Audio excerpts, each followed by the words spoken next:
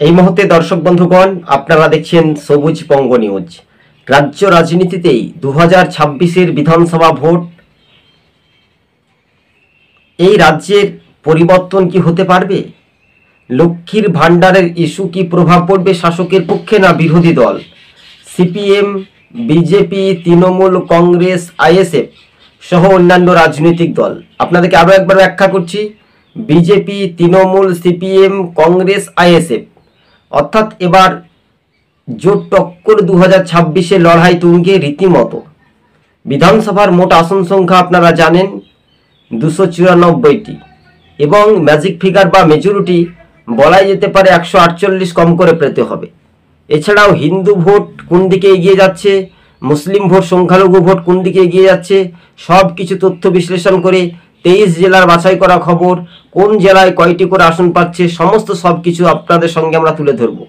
তো খুবই সংক্ষেপে যদি আমরা তুলে ধরি তাহলে এই রাজ্যের এবার তিরসংখ্য হওয়ার সম্ভাবনা বলছে, এমনটাই 45% মানুষ বলছে যে এবার তিরসংখ্য হতে পারে এবং 55% মানুষ বলছে না, পরিবর্তন হওয়ার সঙ্গে সঙ্গে টক্করে লড়াই হতে পারে, মানে জোট টক্কর হতে পারে।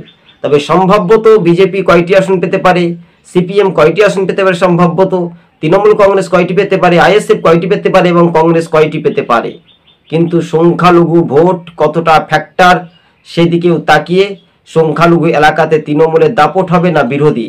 যদি তৃণমূল পিছিয়ে থাকে সংখ্যালঘু ভোটে এলাকায় তাহলে কিন্তু তৃণমূল গদি থেকে হারতে পারে, পরাজিত হতে পারে। চলুন এবার এক নজরে আমরা দেখে নেব কোন দল কত আসন পাচ্ছে।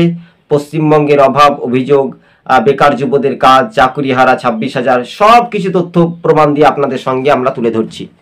প্রথমে চলে আসবো, আমরা যদি দেখি মুর্শিদাবাদের তো 22টি বিধানসভা, এক নজরে মানে এক কথায় বলা যেতে পারে সম্ভাব্যত এবার বিজেপি আসন পেতে পারে 109টি আসন সম্ভাব্যত।